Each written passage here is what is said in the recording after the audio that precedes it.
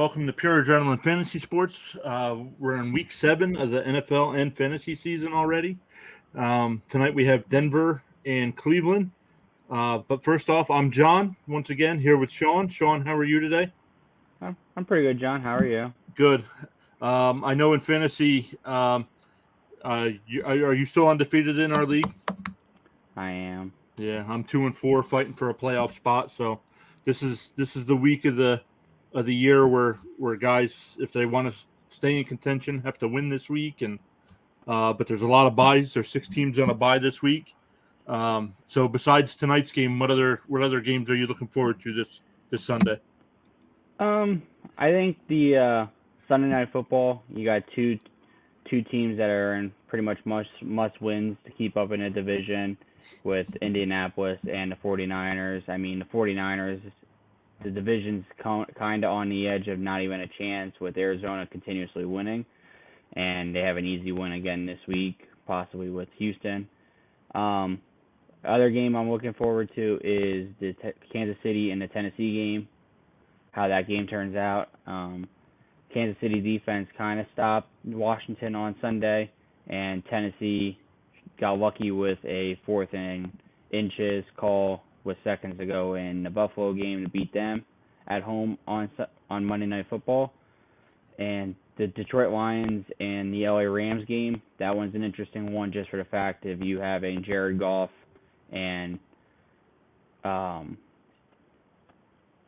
I just went brain dead. That's all right.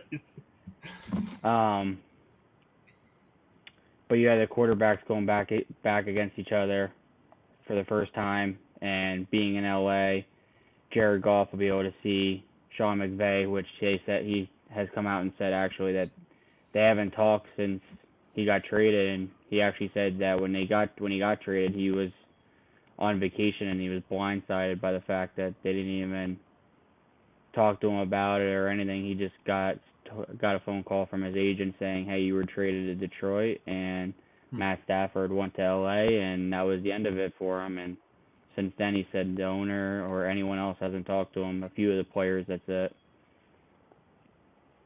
Yeah, I'm with you. I'm actually looking forward to that Kansas City Tennessee game. Another game that I'm actually looking forward to is Washington and Green Bay.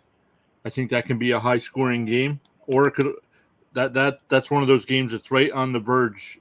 Green Bay can dominate, or it's going to be a 35-31 shootout. I don't know. I don't know if Washington can stay with him. I think Ryan Fitzpatrick is actually back for that game on Sunday. And with that being said, I don't believe that Ryan Fitzpatrick will be able to hang up and keep up with Aaron Rodgers and Davante Adams.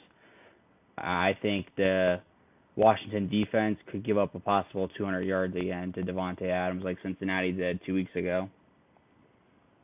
Yeah, I was looking before we jump into tonight's game. I was looking at some of the quarterbacks that are on buys. Once again, last week there were only 4 teams on a bye. This week we have 6. We have Buffalo, Dallas, Jacksonville, the Chargers, Vikings, and the Steelers. But I was looking at the quarterbacks, fantasy-wise. 4 of the top 10 quarterbacks are on a bye this week. 4 of the top 10 running backs. 4 of the top 11 wide receivers, and 3 of the top 12 tight ends are all on buys. So if you're off to a bad start, hopefully you're facing somebody that's got some of these guys on buys and can steal a win this week. Yeah, I mean, you got Buffalo. You also got to look out. Dawson Knox actually broke his wrist on Monday night. He's out a few weeks with surgery. They didn't say how many. They said that right now he's obviously out because of being on a bye this week. They didn't say if he would be out for the following game in week 8 yet, but I mean, a broken wrist, you're not going to come back in 2 weeks from it and be fully healthy and able to go. Dallas, you have Dak Prescott actually in a walking boot with a groin injury. He injured it on the touchdown pass to win against New England. And they didn't say how long or if he'd be in the boot for a long term. Jacksonville, is Jacksonville. They made their first field goal on Sunday, actually, in week 6 of the season. And the Chargers, you hope and pray that the bye week helps them bounce back after the bad week that they had against the Baltimore Ravens. I mean, that was just bad on Sunday. And with Minnesota and Pittsburgh, you got two running backs that could use a bye, with Dalvin and Najee Harris being used up a lot and banged up a lot. And just you got two teams that could use the bye week in order to get ready for some divisional games coming up and some harder schedules coming up. I know Minnesota has the hardest remaining schedule of every team the rest of the year because, I mean, they still have to play Chicago twice, Green Bay twice. They have the Rams, the 49ers. I think they play the Saints yet. So there's a couple of big games coming in for them to come out with some big wins possibly. Yeah, absolutely. Well, let's jump into tonight's game. Oops. No, I lost it.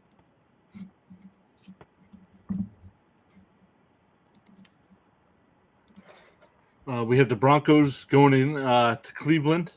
Case Keenum's actually getting the start tonight for Cleveland. I know they activated Jarvis Landry as well, so he's back. Yeah. Before we go player by player here, what do you think of tonight's game? I see it either being a really high-scoring game because you got two quarterbacks that aren't like top 10, top 15 on the year, with running backs that could go either way, same with receivers. And you have two top defenses going up against each other, but it's hard to say who could really come out with this. So I think it'll be either a really high-scoring 30-something to 30-something game, or it could be a really low-scoring and annoying the teams and be a really low-scoring game. So honestly, I don't know how to take this game. I mean, Case Keenum, you got both running backs out for Cleveland. Odell Beckham and Jarvis Landry are banged up. Their tight ends are banged up, and David Njoku as well. Cleveland, I mean, they went from being a possible playoff team to possibly hanging on for dear life again this year for a playoff seeding, and hoping that injuries don't derail that on them, because without Baker Mayfield and Nick Chubb and Kareem Hunt, it could be just a bad year again for Cleveland. I know there's been some trade rumors going around with that team, so that could also start making people want to not play as hard, knowing that they could possibly be traded. And what do they do with Baker Mayfield? I believe he's in his fourth season, so they either have to give him his fifth-year option or sign him to an extension. And I know he was the number one pick in the draft, but I couldn't tell you if he's the franchise quarterback or not. Yeah, I think he's in the same boat as Saquon Barkley. This was their year to prove something and hope that they get their fifth-year pickup.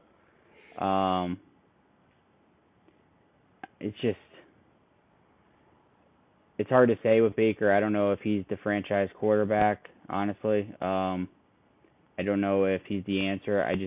He's had so much to prove, and 1 minute he's playing great and playing lights out like he did 2 weeks ago against LA, and then there's where he played against Arizona last week and had interceptions and fumbles and getting lit up on defense. So it all comes down to, I think, I don't know if it's the mental side of the game for him or if it's just some teams are way too quick for him, but he's having more inconsistent games than he does consistent games anymore.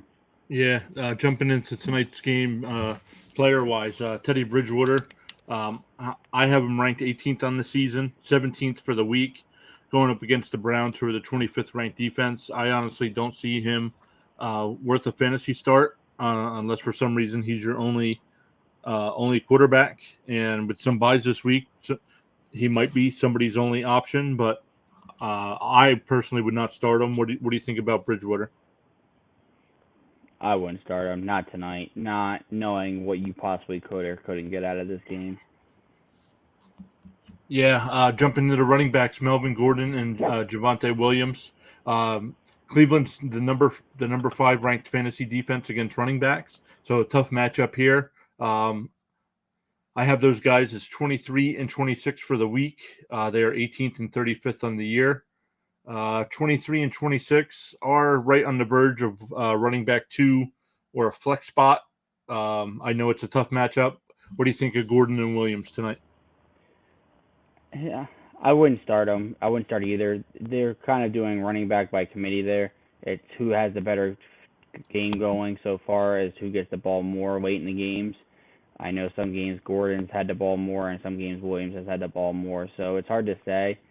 I wouldn't start either of them just for the fact that it's hard to say who could get a possible touchdown or big plays.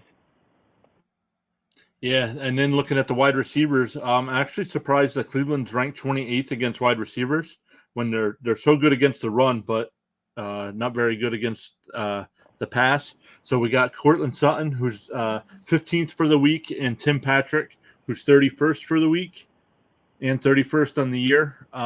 Any other of the tight or wide receivers there you'd be willing to use?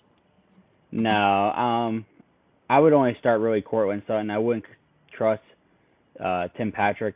He's only having 40-yard games right now, maybe 50, and the only thing that's saving his fantasy season so far has been the fact that he has 4 touchdowns on the year.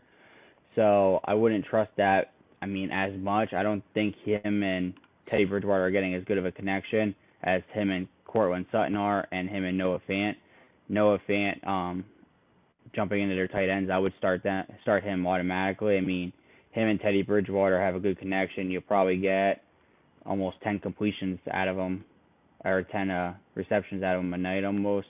He's been lighting it up, especially in the short yardage game, and especially in the red zone. I know when they get inside like the 5, it's usually either Fant's getting the ball or Cortland Sutton, because Teddy Bridgewater is not going to take the chance right now in his career this late to run the ball in, knowing he's had knee injuries and every other kind of injury. Yeah, no, I do have Fant 7th on the week. He is also 7th on the season, and going up against Cleveland, who's 7th against tight ends. So Cleveland does match up well against tight ends, but I agree with you. Fant will definitely see his receptions, targets, I should say. Jumping over to kicker, McManus. I would only use McManus if it was a Denver home game. Just because of the air. What do you think of either the kicker or the defense this week? I wouldn't start the kickers. I wouldn't start either of them tonight. I saw that there's really high winds in Cleveland tonight. I think they said like upwards of 15 to 20 miles an hour.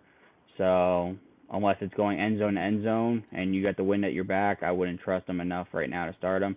The defense, I would start Denver's defense tonight if you have them. I would trust their defense going against a inexperienced running back and an inexperienced quarterback, where Case Keenum doesn't know the offense as well. How many times could they get sacked possibly tonight and or interceptions trying to force something late in the game? So I would say the Denver defense tonight against Cleveland would probably be a good one to start, just because of the whole injury line and the inexperience on Cleveland's side of the ball. No love for Case Keenum? I would figure he's one of your all-time favorite players. Nah, he's not. He's not one of my all-time. He helped Minnesota do their run for the playoffs that one year, and other than that, he's never really had a starting career going his way. Yeah, jumping over to Cleveland here, we have Case Keenum starting tonight. I believe it's his first start of the year with Baker being out. He's 49th on the year, but 20th this week, only 212 projected yards, a touchdown. So really, really not worth a start this week. Again, going up against a Denver team that's third in fantasy points allowed to quarterbacks. Yeah, I wouldn't start Case Keenum. I don't think he's worthy of starting. I don't think he'll do anything phenomenal tonight. You might get a touchdown, but you also might get 5 sacks on him and 2 turnovers and a fumble loss. So it's hard to say what kind of outcome you could have, but I wouldn't trust him not when Jarvis Landry's just coming back. Odell Beckham's injured, and he doesn't know the receiving core as well, other than when he's at practice. Yeah, jumping over to the running backs, I had to look Dearness Johnson up. I had no idea who he was. Um, I have him 100th on the year. I honestly don't know why they're starting him over Felton. Do you know why they're starting him over Felton? I just think he has experience in the offense. I believe last year, I think Nick Chubb and Kareem Hunt were both out for one of the games late in the year as well, and I think they started Dearness Johnson.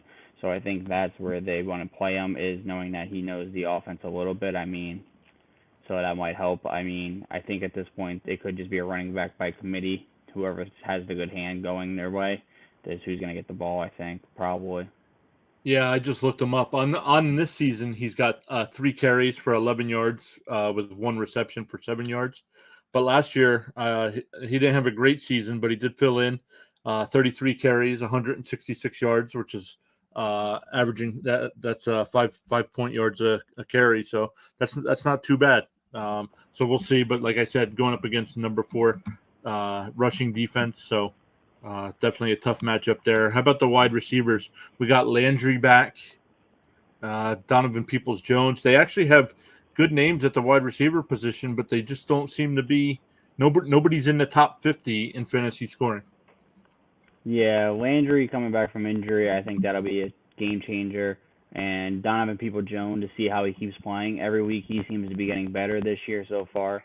So it'll be interesting to see how that works out, especially with Landry back. Rashad Higgins and Odell Beckham. It's hard to say. I wouldn't want to start. I wouldn't start any wide receiver for them tonight for Cleveland, just for the fact of Case Keenum. He's not too great with the ball and throwing the ball. He would rather hand it off more. So I wouldn't start any of those 4. But I mean, if you have to, I would start Landry or anyone in a flex spot at most.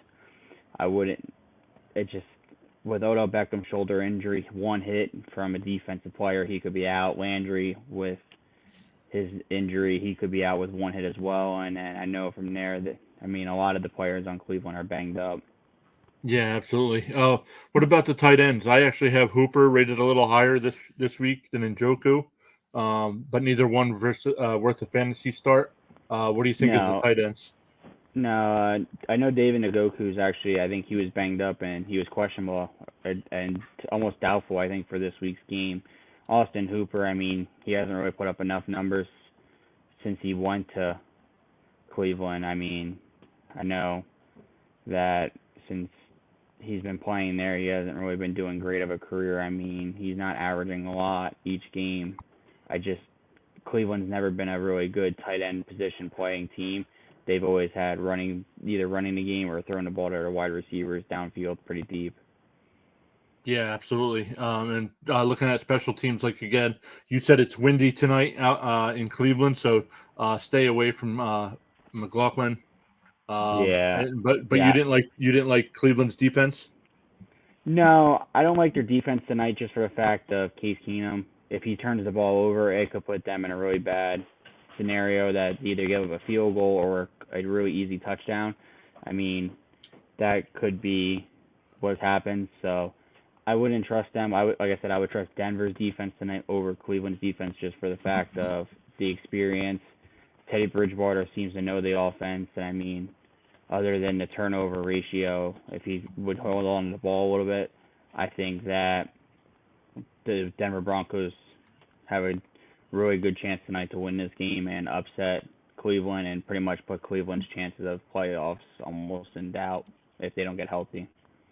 Yeah, I actually have Cleveland with a slight advantage tonight, so they should win this game. Anything else on tonight's game before we start looking at some position matchups? No, other than the fact of I would probably stay away from Cleveland's whole offense as a whole and team as a whole. I wouldn't go with them. The only people I would consider is the Denver running backs and Cortland Sutton and Noah Fant, and their defense, just because I think they're the only players that are going to have a chance to have big games tonight against a defense that's injured and an offense that's inexperienced in getting turnovers, so quick point turnaround. Yeah, absolutely. before we jump in to some positions, are there any, before I give my take, are there any matchups you're looking forward to player-wise? Any position? DeAndre Hopkins going up against Houston. I think this could be a big game for him and a big shot to Houston, being that he's going up against them, and he was drafted there and played his first, I think, 8 years of his career there out of Clemson. So I think that could be a big one. A.J. Brown up against Kansas City is another one I really like, just for the fact that Julio Jones, I read, is doubtful to play. I mean, drafting Julio Jones is like you do every other year since the first 2-3 years of his career. Hope and pray that the glass doesn't break in his bones, because that's what it seems like his body's made of. He's injury prone. Him, CMC, and Dalvin Cook have turned into the Todd Gurley's of football, where every week it's what injury are you going to be banged up with. Yeah, I'm actually looking forward to Tyreek Hill this week. I just traded for him in our Dynasty League. So we'll see. I needed a go-to wide receiver. So, how about running backs or quarterbacks? Anybody you like there? Going to quarterbacks. I think people that need to have big games to settle down and get going for the year is Sam Darnold and Daniel Jones playing against each other. It's a big win for either team. Both turnover ratios are really bad right now for both players, and they've just been not playing to their full power. People that could have really good games this week, people like Tua. He had a really good game last week against Jacksonville, and for being a first week back, I think he played really great. And another person that needs to have a really good game and hasn't had one lately, and going up against a really tough defense, is Jalen Hurts. If they keep losing, how long do they try to trade Hurts before the deadline? I know that I saw that there's a report out there that they might try to trade Hurts this year and get a draft pick and redraft a whole new system for next year, that they liked where they were with Carson Wentz and Nick Foles as quarterbacks, because they like the pocket quarterback where their offense isn't built for mobile, and that's why they're having so many offensive line injuries, because of people getting rolled up on and everything else. So yeah, let's stay with quarterbacks. Let's look at some of the. I pulled up here on the screen. I pulled up their season stats so far, and I do have them where they're projected this week. Players in the red here are the players that are on a bye. But looking at some of the top 12 here, I mean, Kirk Cousins is available in over 40% of fantasy leagues, and Sam Darnold about 50%. Are either of these two guys during the rest of the year worth picking up? Kirk Cousins, yeah. I mean, he's playing top 10 quarterback this year. I think he only has one turnover on the year, or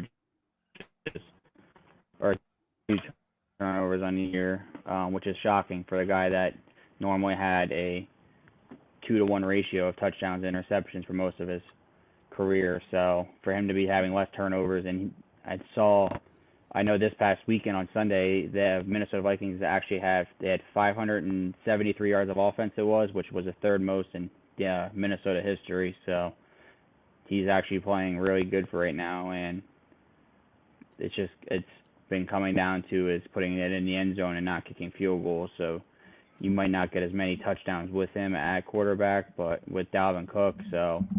But I think he's playing Kirk Cousins. If you can pick him up, I think it's worth it, especially because the bye is over. So if you have a player on a bye the following few weeks, that you'll be able to survive, because you can at least trust that Kirk Cousins is going to have a decent game and the result for you.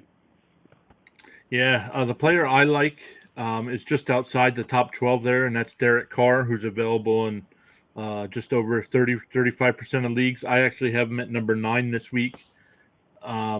He's almost at 2,000 yards for the year, 10 touchdowns to 4 picks. It'll be interesting to see how the Raiders do now that Gruden's gone. I was very surprised with last week's game. So Yeah, I think they had a lot to prove last week. I think that was what that was. They got a big lead early, and they kind of just cruised through the whole second half and kind of just kept it at a minimum. yeah, let's jump over for the season stats with running backs here. Once again, we actually have the second, third, and fourth ranked running backs on buys this week. So hopefully you're facing somebody that has that problem, and you're not a team with that problem. Let me hide that.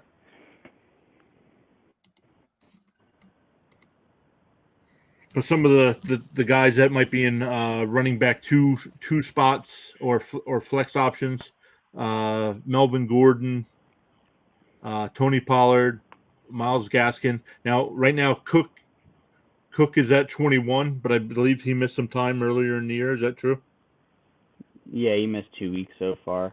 The player that I think a lot of people didn't draft, and he probably picked him up on waivers, was Corel Patterson. I mean, the guy's a 8-1 Swiss Army knife. He plays punt return, kick return. He plays running back, wide receiver, and I mean, he even has a few pass attempts in his career.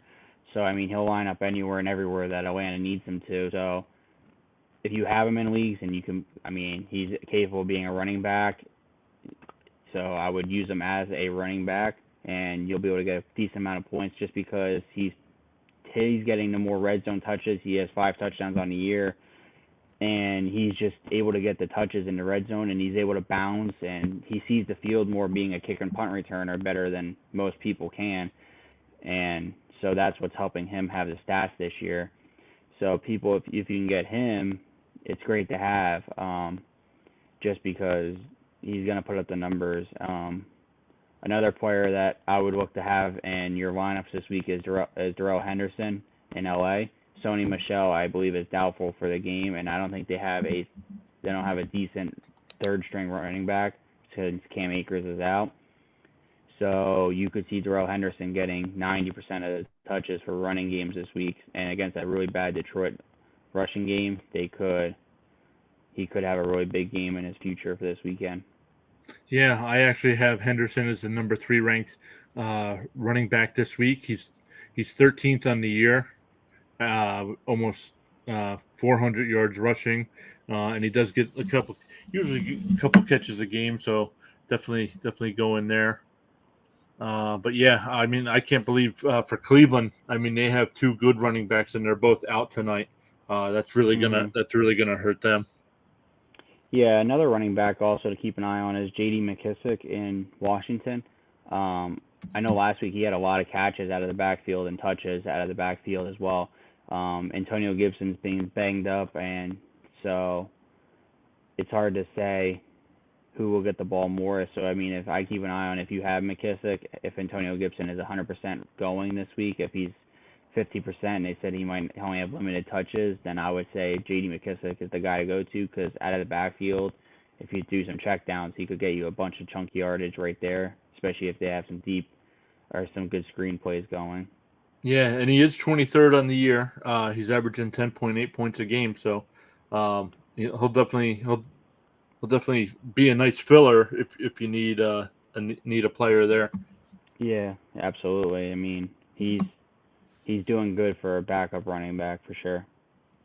How about wide receivers? Wide receivers, I mean, Jamar Chase going up against Baltimore this weekend. It'll be interesting to see how he plays. First true top defensive cornerback's going to be covering this year. So it'll be interesting to see with that.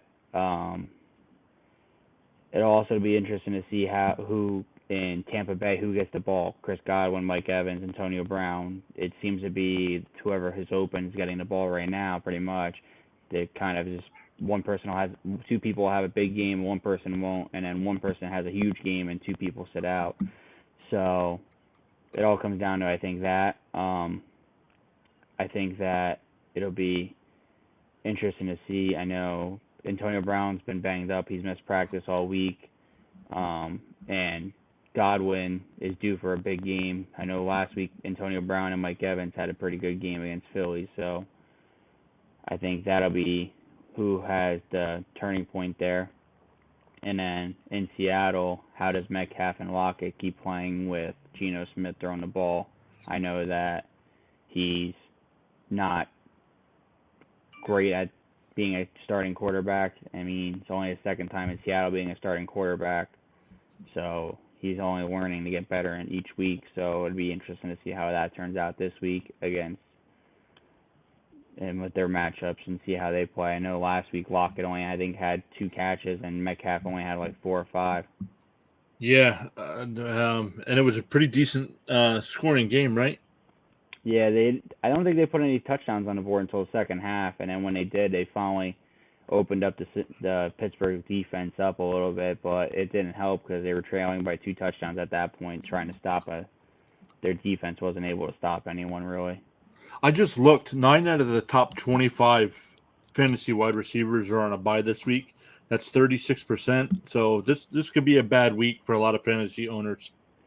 Yeah, I know in my one league I have legit a whole bench filled of just bye week players, and I was sitting there trying to figure out who I could throw in what spots and on the IR possible would even pick up people to have a full team. Thankfully, I was able to find some room to move people around because I was looking for anyone I could find. Yeah, now jumping over to tight ends, I know there's really, once you get past the top, I mean, I know Kelsey's on a different level, but then the next tier is probably about 5 or 6. What do you think of the drop off after that? And who would you add? And who's actually having a bad year? Do you think? Bad year, I think, is C.J. Hawkinson. He needs to wake up with Jared Goff and figure out how to get that connection going. They were great in week 1 and week 2, and since they've dropped off, people that I think are about to have breakout weeks and possibly get their season on a run, Mike Gaseki and Kyle Pitts, both games being that Kyle Pitts about had a bye week, so if it's been 2 weeks since he's played, his biggest game of his career was 115 yards for 10 catches and a touchdown in London.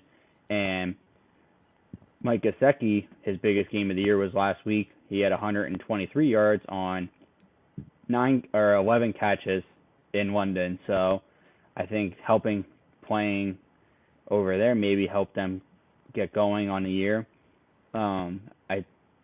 It's hard to say, but I think Gasecki without Devontae Parker possibly will Fuller for a short time.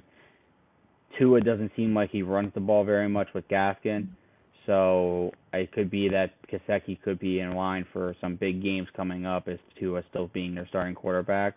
That is if Tua stays at the starting quarterback and an injury doesn't come up or a trade. Yeah, actually, the tight end I'm actually disappointed in is Higbee out there with the Rams. I thought he'd have a better season. I know we're only 5 or 6 games in, depending on bye weeks here, but he's 13th overall, averaging 9 points a game, only 22 catches for 200 yards. Just disappointed in that. I'm actually surprised looking at Hunter Henry. He's available in about 30% of leagues. Being with the Patriots, and he's starting to heat up. So if you need a tight end, I would actually look at starting Henry. Yeah, another player that I'm interested to see how he plays this week is Zach Ertz, first game in Arizona. How does he play? I know he was with the team on Sunday for their win in Cleveland on the sideline, so I'm interested to see how he plays and how he is going forward. And a player that I'm interested to see, I know he's not back this week. I think it's next week he's back, is George Kittle. He's 20th ranked there in their list. It's interesting to see when he comes back how the 49ers offense, if it wakes up and it spreads out. Since he's been out, I know that their offense hasn't really been kicking it too well, and they've actually been downgrading. I know that Trey Lance isn't fully healthy right now, and then neither is Jimmy G. So, and I know that 49ers head coach Shanahan said that when Mike when Jimmy G is fully healthy, he will be back as a starting quarterback. Yeah. Before we wrap things up here, any other game you want to talk about? No, I think a lot of people are gonna have this will be the week to see how your team is overall. Just because if you can survive this week with the big people being on buys, with the high-powered offenses of Pittsburgh, Minnesota, LA, Dallas, and Buffalo, that it'll be interesting to see how people, if they have a bad week, how they rebound for next week, just because, and how people drafted their bench to be ready for these kind of games or picked up waivers.